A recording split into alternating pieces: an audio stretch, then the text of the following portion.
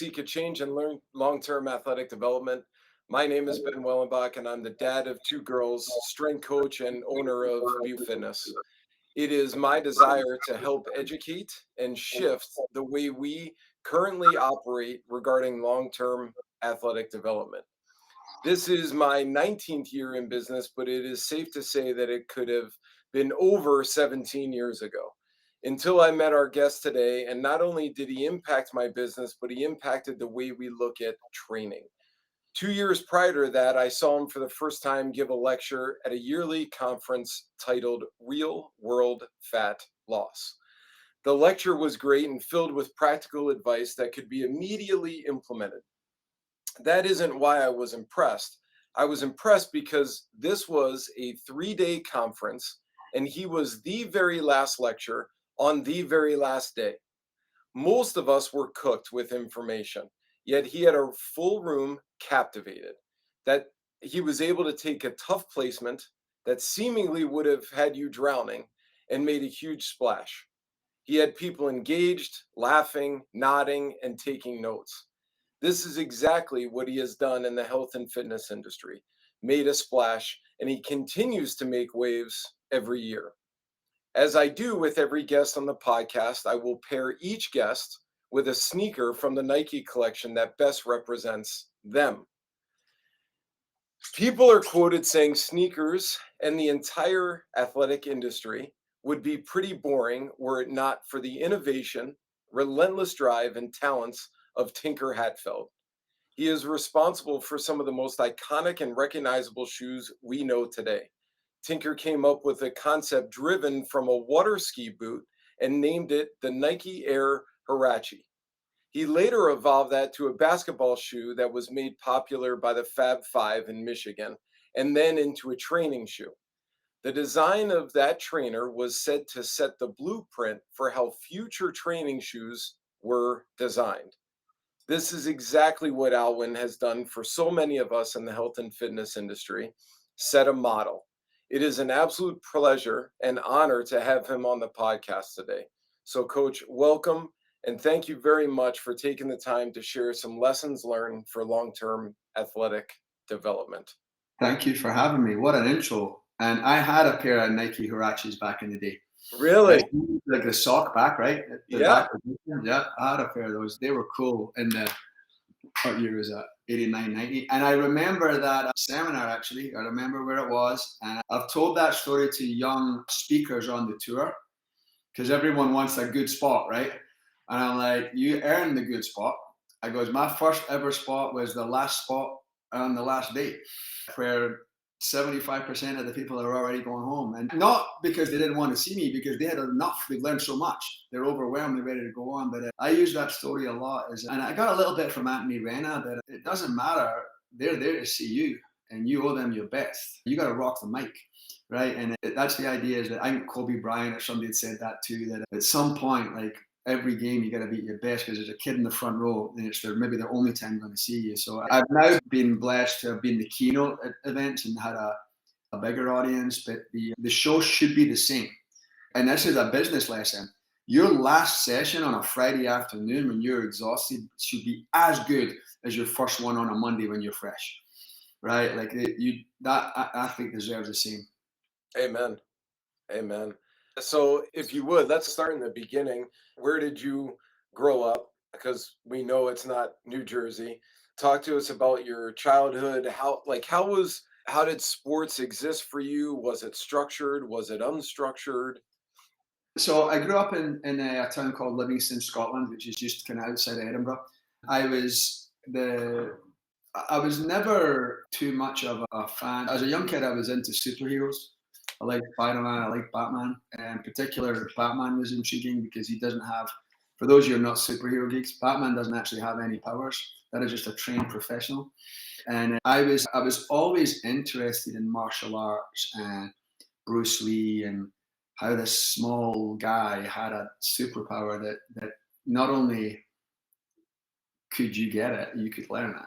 So I was always interested in martial arts. I was never that much of a fan of I like football, soccer, and I watch it more now, but I was never a fan of the big sports in Scotland are soccer and rugby. They're the main ones. The Scotland, the UK has a very strong cycling, swimming and track and field background with athletes. I just never appealed to that, but at the age of 11 or 12, I started taking taekwondo lessons, and it genuinely changed the direction of my life. I had an amazing instructor.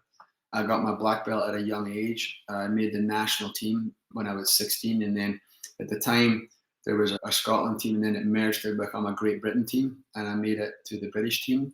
And really, without going into all the details, it was very structured, but it was a club sport. It wasn't through school. It was a private business, I guess. And as a result of that, I became good. I won quite a bit. I became fascinated by the idea that boxing, for example, there's only 4 punches really. There's a jab, cross, hook, and an uppercut. Yet Floyd Mayweather delivers them differently than an amateur does. So that got me down the path of sports science, and I moved to England to go to college to study sports science and athletic development, while with purely selfish reasons to become a better competitor. Right, I didn't have any plans on going into coaching. I just thought, here's an edge. Everybody knows these same techniques. I can deliver them faster at a higher level of pace with superior energy management, and then I'll win more. And I did, and I won quite a lot. Whilst in college, my mother passed away from a heart attack due to obesity, and that created another interest path for me, where I told this story in my real world fat loss talk that I'd given her a fat loss program that I wrote in college that got an A for the assignment. She didn't lose a single pound. It didn't work at all in reality. And the scorecard, unfortunately, comes in when she passed away, that there's an F. So I started realizing there's a lot of mythology around fat loss. And particularly when you think of it even now, the US is the highest obesity rate in the world, and it's climbing. But world records in sport are falling, right? Like, we're better than ever at sports, but for general fitness, we're worse than ever. So that kind of changed. My focus wasn't just as selfish about competing. It was also like trying to figure out how we can help real people. But I mean, long story short, through Taekwondo, I was able to get a visa and work over here. And I worked for a while, and then I met my wife she was from where we live now, California. And I met her when we were living in New York, and I've since retired from Taekwondo, and I was while I was fighting, I was personal training, doing some stuff, and then we moved out here, and then in 2000 we opened Results Fitness. So we've been open close to 26 years at this gym. So I'm in my 31st, 32nd year of full-time coaching. I think I'd be better at it by now, if that many years now, right? Yeah, I've figured out. But that's the past story. Is I was exposed to, I want to say a sport at a young age, but a good coach. Good coaching was the difference. Right? There's a lot of, and I'm sure there's a lot of people who've got their yellow belt in Taekwondo or the green belt in Taekwondo and quit because the coaching wasn't there. But yeah, it was a shout out to Derek Campbell, my instructor, who I still talk to back home, who genuinely, because of his instruction, I got a visa that took me halfway around the world. Right? There's an old movie called Sliding Doors with Gwyneth Paltrow. And the movie is she's in London and she goes down the stairs to catch the subway, and the doors close and she misses the subway. But then the screen splits and she makes the subway. And how her life goes differently from that, right? It gets trippy like this. But there was a incident in my Taekwondo class. A kid cut his foot, right, as a junior class, and I think it needed stitch. He stepped on a piece of glass or something that was there, and I was around at the time, and my dad had lost his job, and I was going to have to stop lessons, and this night I was going to be my last lesson, and this kid cut his foot, so my instructor had to go deal with it and get it cleaned up, and I took over the lesson. And that night he told me afterwards that as I was about to stop having lessons, that he would give me a job to teach the class, teach the kids beginners class. And I don't think I had my black belt at the time yet. I was just about to get my black belt. So I became an assistant instructor at 14 years old. He gave me an opportunity that, by the way, was work. It was working, teaching. But I always think that maybe that kid doesn't cut his foot, or maybe my dad doesn't lose his job, and my life's completely different. But that little sliding doors moment, we're not talking now if that didn't happen. You wouldn't know who I was because I wouldn't have moved over here. And everybody has these stories. Everybody has them. Mine's just kind of easier to identify because it had me move halfway around the world. You can see these moments. Yeah, I think I've always been very grateful to my coach, and that's who I aspire to be as I've grown up. Mm. So when did you start martial arts? At what age? I got interested in it young, 9, 10-ish. I started formally 11 or 12. Started in a junior program. Okay. And how many days a week would you say you were going? In the beginning, I only went twice. The classes were only twice for an hour, but by the time I was 14, I fell in love with it. I was gone. We had four classes a week I went to, made an extra class seasonally on a Saturday morning. And then I'd get together with some of my friends and train. I was there's always think about when we talk about long-term athletic development, as a basic overview, early specialization is probably a bad idea, but the average age of an Olympic figure skating gold medalist is about 16, right? And they're 10 years into it at that time. The average age of an Olympic gold medal gymnast in, I don't know, recently, it did skew up a little bit recently, but in London, the average team member for all the countries is about 16 years old. I was young, and I think I was on the younger end when I made the national team. I was the youngest on the team, but not by like decades, right? So there is a little part. But that said, I think martial arts and gymnastics and perhaps figure skating win this too. There's such an all-rounded athleticism that it perhaps isn't specialization. Because it's like soccer would be specialization, baseball specialization. This becomes a little more, while the sports are very specific, the attributes required to be successful are quite generic. Mobility, endurance, energy management, strength, power. So it may be that there are exceptions to that rule because of the style of the training. Like I'd say in general, exposure to a bunch of sports is a good rule, but I would say maybe it's an exposure to a large amount of biomotor abilities is the actual thing, and it's delivered via sport.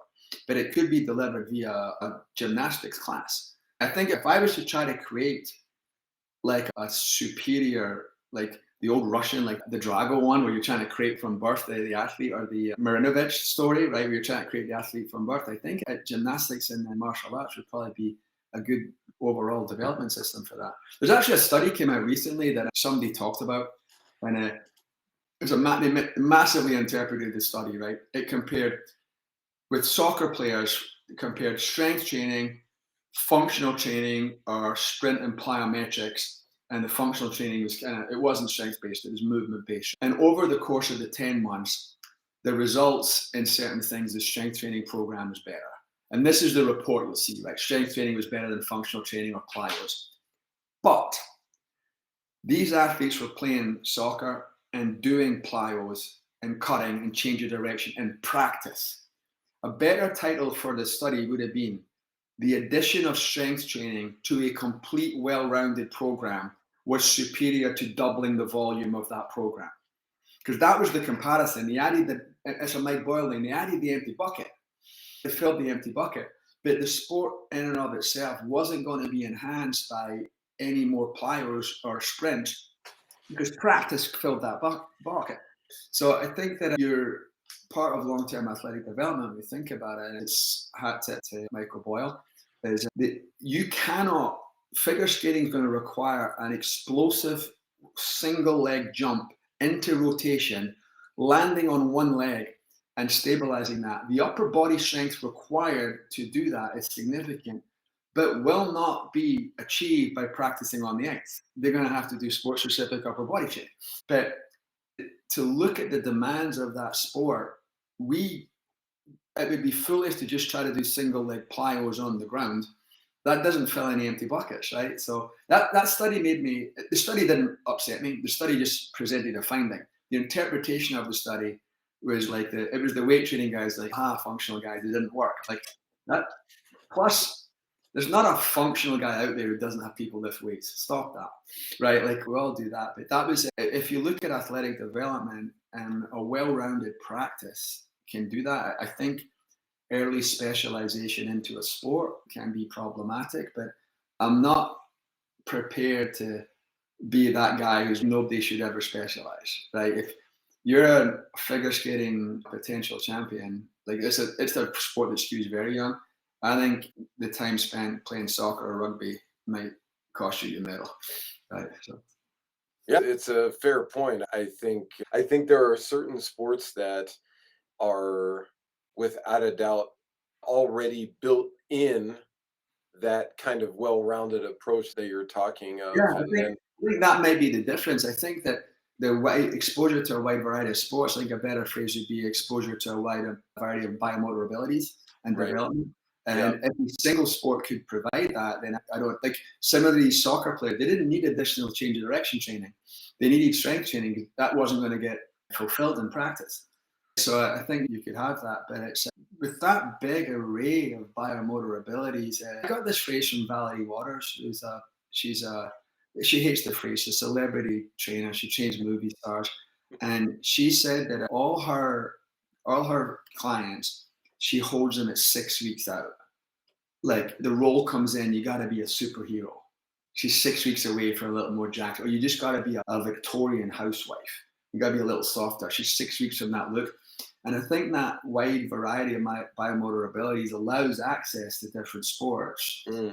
more easily than being on one end of sport. A lot of stuff's accessible at that point, if that makes Yeah. sense. Yeah. Because I think you made another point that it's taking those biomarkers, and then what you said earlier was using sports as the vehicle to then express Yeah. those out. And I've had some previous coaches of mine actually on some other podcasts, and they said a phrase that I love, which is sports are the classroom of life. And there's so much to learn, and to know that at the age of 13, our rate right now, at least in the US, our rate is 70% of kids are stopping sports at the age of 13, which Yeah. is, to me, such a major disconnect.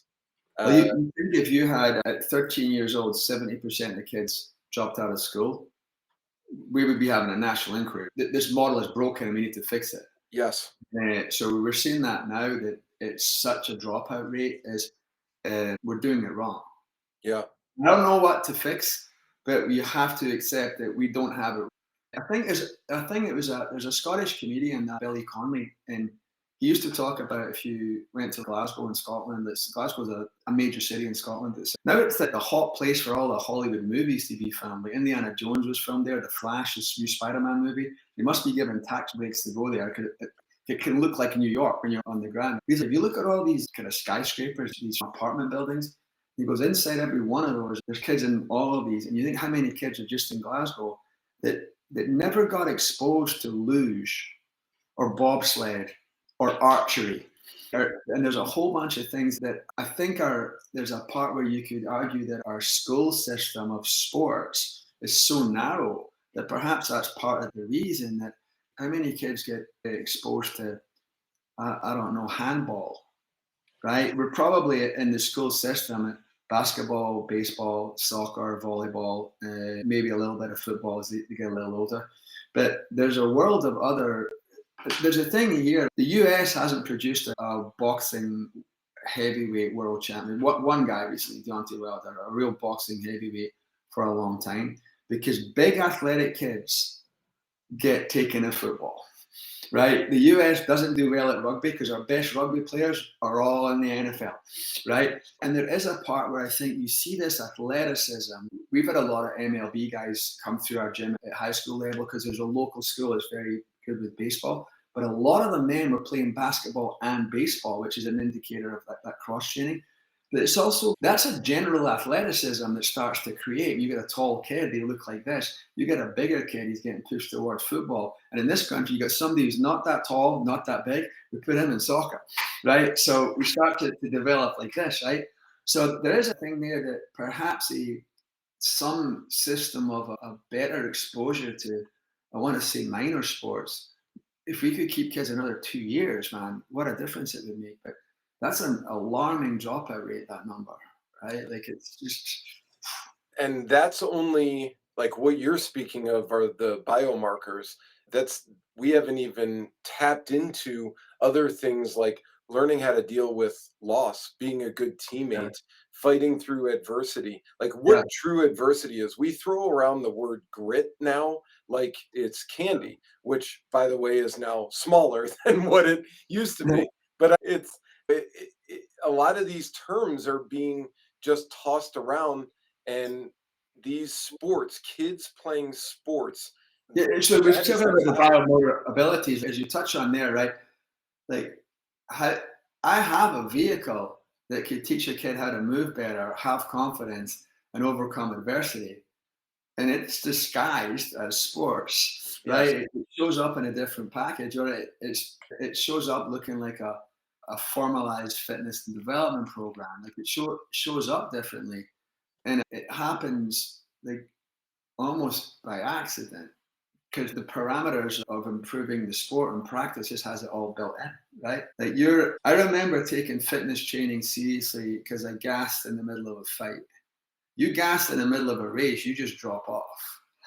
You gas in the middle of the fight and the other guy doesn't, that's a scary place to be, right? Because there's only one way this ends. It's like one of those that a joke used to be that, like I see at the end of the year that 101 UFC best knockouts or boxing's greatest knockouts at the end of the year. There's only two ways to get on that show. When they tell you you're on it, what you're going to be on. But that you couldn't have taught me how important fitness was going to be until that moment of adversity. That's the lifetime lesson that I'm remembering. But yeah, I think and perhaps a de-emphasis on the outcome is, I know I'm not a big fan of participation trophies for everybody, but a de-emphasis perhaps on the outcome and more on the process could be useful for these young kids.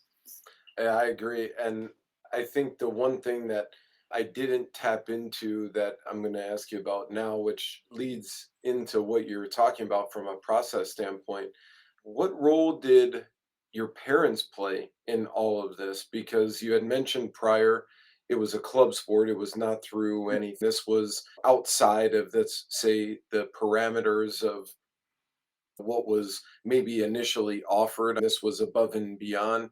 What role did they play? Very supportive. My dad lost his job when I was young. My mom didn't work. So it's funny, we grew up very poor, but you don't know it till you look back. You don't really know aware of it at the time. But I always wonder if my coach didn't stop charging me, like where I would be. Like my entire life could be different. But they were always supportive. And interestingly, my dad played soccer. He's younger, but he came from a family of boxing. Like my uncle was the head of the basically amateur boxing in Scotland, and my dad grew up within that, and my mum danced. And if you kind of combine the biomotor abilities of dancing and boxing, you come up with taekwondo. I think it's a mix, but all. And I never had any pressure. They were never the dance mom or whatever you call them, the helicopter parents. They never were like that. I think my dad saw me fight twice ever. Once when I was like a green belt kid, and once later. I think my mom only ever saw it on video. Well, a funny story. There was because we're all younger, right? So the British Championships was in Edinburgh in Scotland, and so that we'd done a tour of things, and we tended to. You weren't on the team at British Championship level; you were individual, so you had to pay your own way. And so we would stay at each other's houses, or basically our parents' houses, right? So I had 4 guys from the British team staying at my parents' house, like sleeping on the couches and floor, right? And we go to the tournament, and I win my division, and one of the other guys takes a second place somewhere else. Another one, everybody medaled, not everybody won. And we're heading out that night. We're heading out partying, right? And we're leaving the house, and my mum says, "What time are you guys home? You'll be home." I goes, "Listen, Mum, we'll come home when I say it's time to come home. I'm British champion, and I'm doing what I want." Whoosh, slaps me, right? And I'm like, "Okay, I'm sorry. We'll be home at 11." And for years, the national team, we would talk about how I could beat any middleweight in the country, but I couldn't block a shot from my mother. She was unconcerned as to who I was. But these guys are all looking up to me, not a concern in her eyes. But yeah, overall, always supportive. And I don't think you could ask for anything more, really. No pressure with all the support. But I remember being aware I got invited to a competition in Canada that we'd have to fund ourselves to attend. And I never even asked my parents. I just knew it was out of the question. And when they found out later, they were a little bit pissed at me. But I just remember thinking like, this is just like, I can't. And also you don't like, as you're a kid, you're like, Canada, that's 100 miles away, isn't it? How far is that? How do you even get there? It just seems so another world. That yeah, I remember that time and they were upset that I didn't say it. But yeah, overall, I think that I had a strong, my mom died when I was in college, as I touched on, but I had a very strong home environment growing up. You know? So let's shift a little bit forward. I think it's important to recognize a couple facets here, because you are a practitioner. You're just not one who says that they are a coach and not practicing and or in the trenches on a daily basis. And part of the reason why I'm saying that is because there's two ways I want to go. One from a coaching side, but also one from just a individual side of things for you, because you're also, and openly have said, you're a two-time cancer survivor. And I think it's important to not only recognize that, but also speak to what you did personally, taking care of yourself through those times. Because as a practitioner, what was training like for you when times were down and tough? And I can't think that it was great. I think there's a thing too when somebody first gets a diagnosis, like it's pretty like it's not fun, right? It's bad news. It's a major disease. You try to figure out like how you caused it. Like you try to look at it. Sometimes there's nothing. It's just that I feel like we all have maybe a risk of 1 to 10 of getting a major disease, right? And you're at a 1. And you smoke 2 packs of cigarettes a day, you eat charred beef, you live under power lines, and that takes you up to a 9, and you don't get it. And maybe I'm a 9.5, and I just go out in the sun too long. Something happens, right? So I think you have to, there's a little part where you, as much as you want to investigate it and try to figure out what you did so you can stop doing it, you do have to give yourself grace and just sometimes say there's a genetic lottery here that you're maybe not on the good end for. The one thing I'm grateful for, I talk a lot about, and you were at one of the seminars, is you have your business is a vehicle for freedom. And the first thing is financial freedom. It has to be able to run without you. Otherwise, it's not a business, it's just a job. And we teach this, and everybody pictures that little Corona commercial where you're chilling on the beach. But sometimes you have to be able to step out because there's something a little less fun. So the first thing I was grateful for is at the time we started to dial in our business knowledge. This is 04 was when I was first diagnosed and I relapsed and I had a stem cell transplant in 06. But we dialed in some of the business things, so I didn't have to work as much, which is really one of the things that I preach to guys running gyms is you can coach a lot, you can still do it, but if you're not able to not do it, you got a problem because you're the N equals one thing. The biggest thing I had is, what do we know to be true? This is a disease that's eating you, right? This disease is going to destroy you. It's going to grow and destroy you, and you're going to get frail with this, right? It's actually a little bit different now with some of the medicines. I actually gain a lot of body fat with it. I got heavy and puffy. It's the way the drugs kind of work. They make you more sarcopenic, which means you preferentially store fat and lose muscle. And obviously you're tired, so you can't do a lot, but very quickly you can be in a caloric surplus, right? And high cortisol kind of directs nutrients differently. But what do we know to be true is that we needed to pay some type of attention to muscle. So strength training became the key thing. The interesting part to me was when I was in for my transplant, and the doctors make you walk a mile a day up and down the hall, just pushing your IV pole. I'll get clients now that will roll an ankle, they take a month off, right? I'm in stage 4 cancer, I'm having to do up and down the room. And people who couldn't ambulate because of the disease, they put a spinning bike in their room. They had to to the rep. They always paid attention to some form of exercise. Excuse me. But the two things you do is, if you consider yourself good at your job, an expert, you have to recognize there's expertise in other fields, right? So first of all, you listen to those guys. You're listening to the doctors. You're listening to what they would recommend, and you ask questions, right? But I talked to a guy this morning actually on a coaching call about programming, and he's very much into customizing his programming. But very quickly, customizing program can become unique. Now you're giving a program that no one's ever done before, right? I don't want a cancer program that no one's ever done before. I want a battle-proven success plan, right? And I think it's the same when somebody joins your gym, is they don't want something sexy and unique. They want something they know works. So your first thing is you ask them that and you ask questions. The other thing that was interesting is I was in for a chemotherapy appointment just prior to my transplant. A guy came in who just finished his transplant, a guy just like me. And I was asking him more questions about what the experience was like. And this comes back to the power of sports and teams. Because I had a head coach, my oncologist, right? I had a head coach, but now I had a teammate who understood what I was going through. And that was just as valuable a player in my, so my answers were, and there's a little part too, which is challenging now. The first time I put my cancer into Google, I put in the wrong term. And the first thing that came back said it was a terminal and known cure, which was not correct.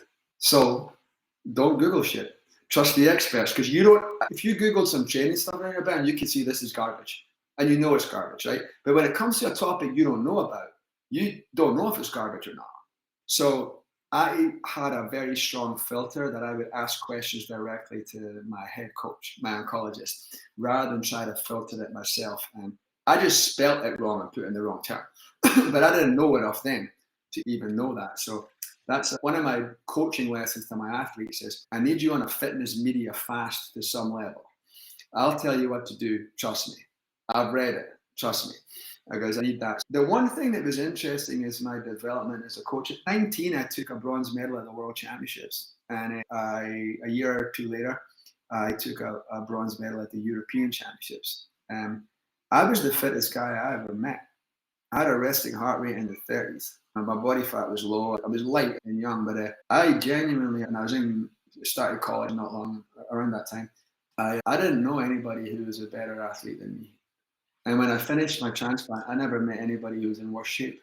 And I think that gave me a unique perspective to understand somebody comes in your facility who's maybe 100 pounds overweight. You have no idea what that person went through, right? So it gave me a real understanding of, I understood what elite sport was like, but also understood what, I got pinned with the bar on a bench press after my transplant. It's 45 pounds.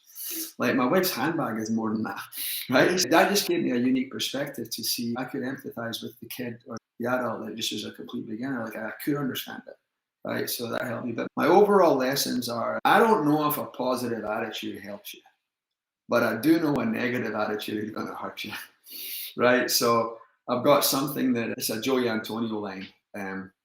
Can't hurt, might help. Let's do it. So I stayed very positive throughout it, and I just had a real an assumption that I'll do everything that experts tell me to do. And I've got a friend who had just been through it, the guy I met, who's shown me that this plan can work. And if we follow the steps, we can be successful. But it's easy now when I'm like 18 years out from it, right? And all my blood work is great. A little more, I won't lie, a little more challenging when you're in the pit. Right, you're in the midst of the battle, but it's something you kind of wish you didn't have ever happen. I hope it never happens to anybody. But the lessons that came with it are maybe super valuable. Very hard to get mad about being stuck in traffic after you beat cancer. Look how beautiful the traffic is. I think, everything that you're saying, there's such this, I almost picture this tennis match going back and forth, because the reason why I asked the question was exactly actually how you answered it, because you have your own individual training. You're a coach. You're coaching other folks. Now you have to be coached from the doctors. So there's what has led you to be great at what you are doing now is that you are also willing to be vulnerable and trusting and be coached to be able to succeed yourself. Yeah, I think it's a good development point for young coaches anyway, is that you should be involved in some type of a coaching program, not necessarily fitness. Maybe you're taking guitar lessons or jujitsu lessons or something. I talk to a lot of guys and I'm like, they come through sports, they become gym owners, and I'm like, your whole life of doing sports, did you have coaches? Yeah, because you always had a coach. Your development was all about a coach. I goes, now you've opened your own gym. This is the first thing you've ever turned pro at. Who's your business coach? And you're like, I don't have one. All right, now the one thing that you definitely have never been pro at, and it became real, you've decided to try to figure that out yourself. Why don't you go to the UFC and just train by yourself in your garage and see how that pans out?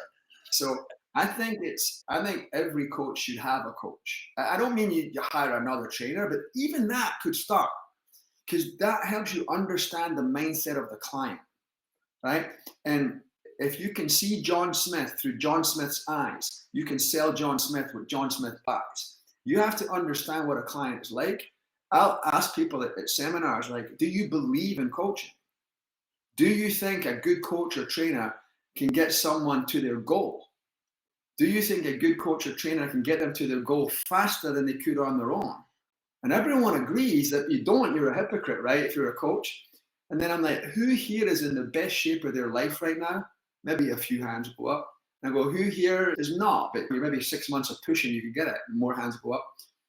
And I'm like, all right, those of you that are in the best shape of your life who believe in coaching, and those of you that are not, who believe in coaching, who's your coach?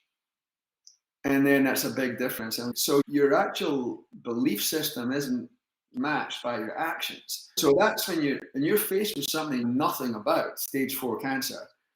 I could Google some stuff. I could try to go on the Reddit forums and see what people would think, check in on Instagram and see if I can follow somebody.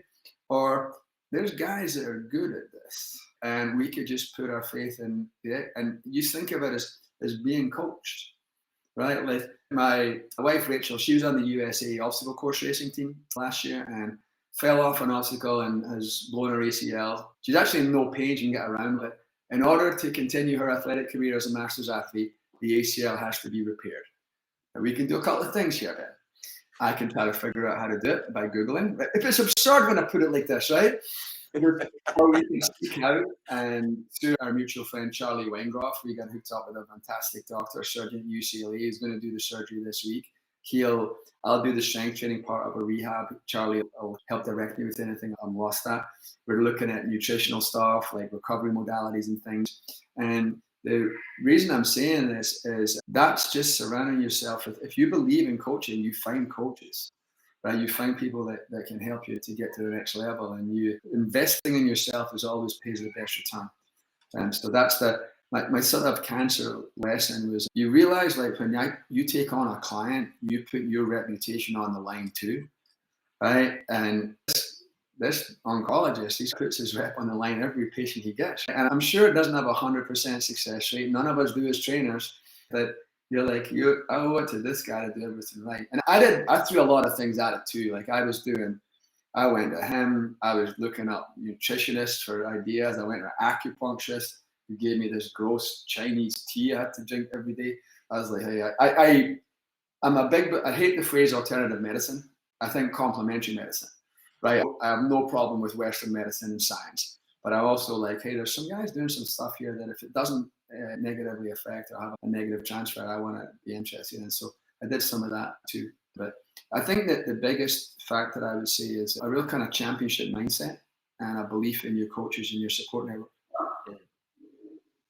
Do you think that we were talking about this absurd dropout rate by the age of 13, 70%? Do you think that if kids stayed in it longer and had the exposure to teams, that we as adults would actually be more receptive to coaches, teams, organizations than we potentially are right now? Sorry, I muted myself there for a second. I think so. I think that's an interesting thing now is that I saw this documentary on bullying actually, and it was interesting that bullying used to end at the end of the school day and end on the Friday. But now with social media and phones and internet, it doesn't stop. Like it was a negative story about how it even get worse after that because there's no consequences.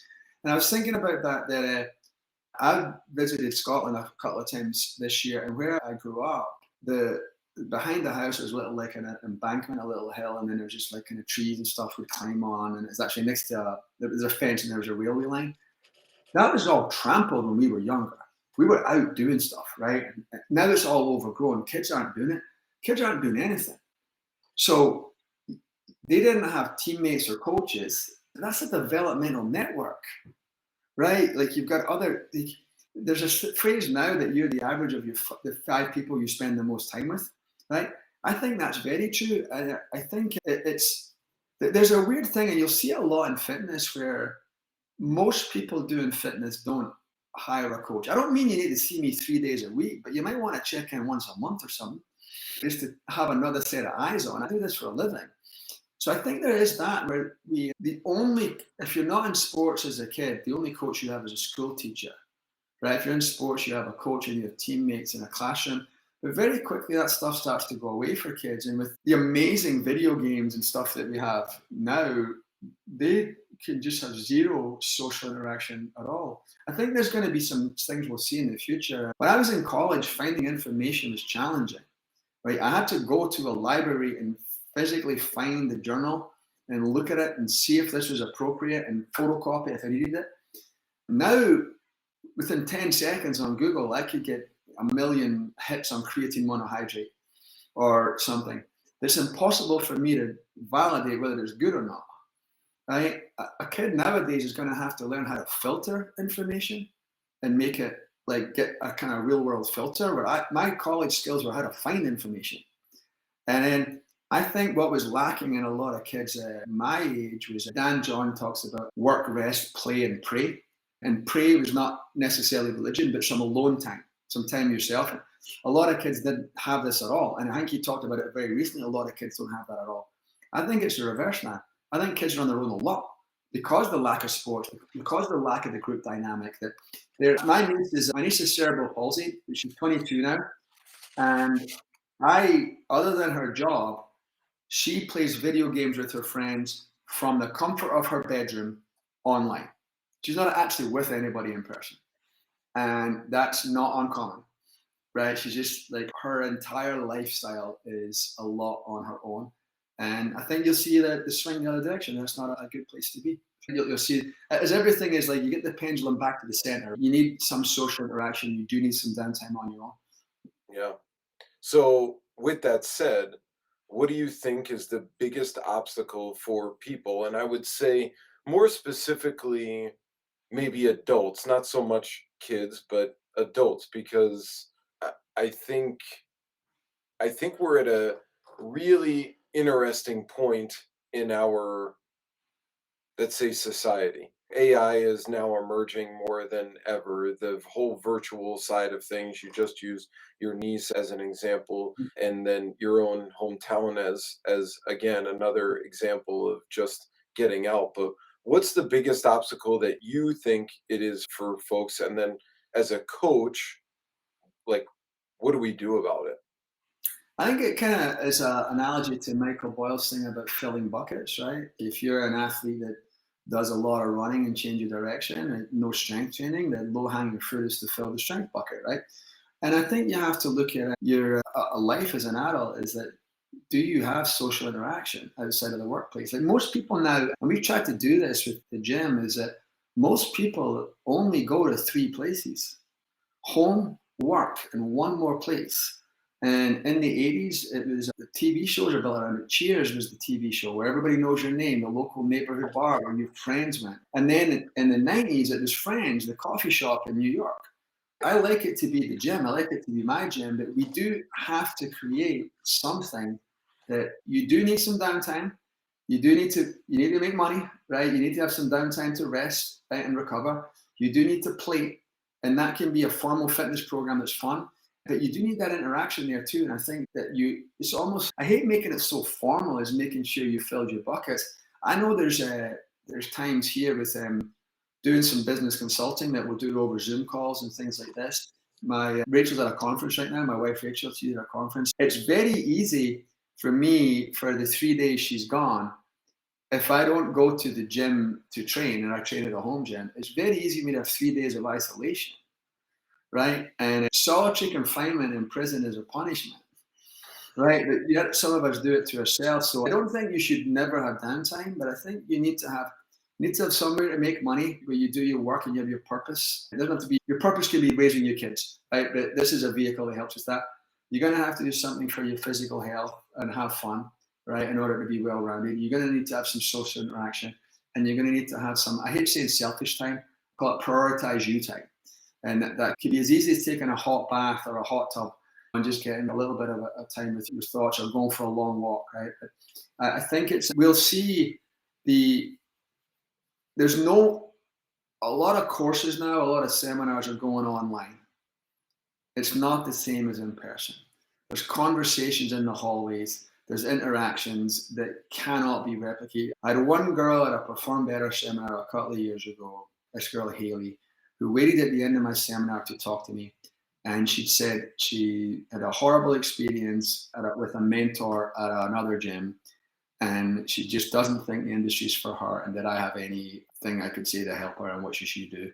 And I end up helping her, and she left that gym, and she's now working at another gym, having a great career. She's doing really well. She's very happy. And I was able to rally some of my fellow speakers around who also help support her. And we check in on her like a couple of times a year, see how she's doing. And that conversation doesn't happen on Zoom. That kid goes out of the industry. Now, there's tremendous value in Zoom and online courses because we can expand it, but I think we tend to replace as opposed to enhance. I think there's nothing wrong with doing courses online if you make sure that you're going in person and going with people. There's nothing wrong with being on your own and doing all your business online as long as you have some social interaction with people. And sometimes I felt it can be easy as a business owner that other than your immediate family, Ben, there's days I bet the only conversations you have are with staff or customers. That's not healthy either. You need this conversation with a guy, a friend, right? Like you need there's pieces to that interaction that it can't be, like, I've seen it, there's days I'm like, the only people I've talked to right now are staff or clients, right? And I'm not fake, but it is different. Like, it's not just me talking to people. So unfortunately, I think we have to pay attention to this. We have to look at, am I making sure I'm spending time in each of these buckets? And maybe sometimes you get an athlete and the biggest performance enhancer you give them is more sleep, right? They didn't need extra training, they needed more rest. And I think Dan and John talking about that, like some college athletes say because they have roommates and stuff, they never have any alone time. There was something there. I think we'll see it now that people are maybe lacking a little bit in real life social interaction. So I think a lot of stuff, as you touched on, like the lessons are the same in sport, right? Like it just comes as teammates and coaches, assistant coaches, and spectators, right? And opponents. They're all like critical in making sport work, but I think maybe that's a piece of your life too. Yes, I'm listening to a podcast actually right now. I've only got a little bit left of it. The Diary of a CEO podcast. And if you haven't listened to the Tony Robbins one, that was a couple times ago, I highly recommend it. Tony's on there and he's talking about how important it is for him, but also us as humans to add value, feel valuable, but also have that part of what we're doing or giving. How do you currently add value to your own, let's say, clients, but also the coaches that you coach, the people that you interact with? And let me just preface that by saying the reason why I'm asking is because this will probably be the last question I ask on here. And I think, as Mike has said numerous times, we are in the service business as coaches. And I think what you have said now multiple times through multiple examples, coaches make a huge impact in people's lives. And if there is an opportunity for us to do that better, I think we should maybe take note. I think you have to take a step back sometimes and understand that when someone comes to you with their fitness or their health or their athletic dreams and puts them in your hand and says, "Can you help me with this?" Man, what an honor, right? What an absolute honor that is. And that like I don't think there's much higher level than that. I don't like everything that I'm aspiring to do, I need your help with. Will you help me? So I don't take it for granted and I take my job very seriously.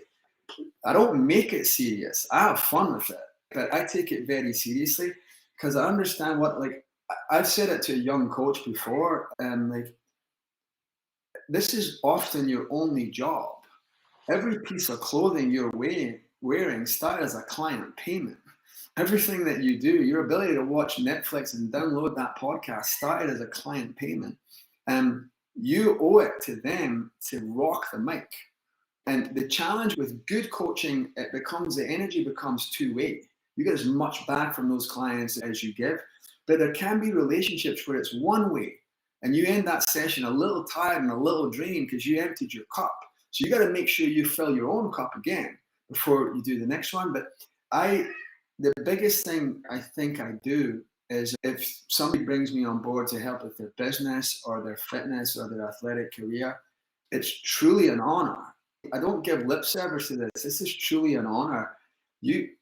And they could have chose anybody, and they chose me. Like, it's an honor in the first place, and out of anybody in the world, I'm your guy. Wow, I won't let you down. I'll give you everything I've got, and I won't let you down. And that's really my kind of operating system for success. Is that it's genuinely. I can get emotional thinking about it, like how hard it must be for somebody to say that. Will you help me here? I don't know how. I'm overweight and I don't know what to do. Please, and like I got you. You don't have to worry. One of my clients put on an Instagram once. She goes, I hear this every now and again, but he goes, it's worth reminding. Alwyn Cosgrove goes, I'll write the program, you do the program, don't worry. And she's used the phrase, she's outsourced her fitness. And she does all the work, right? But that absolute faith.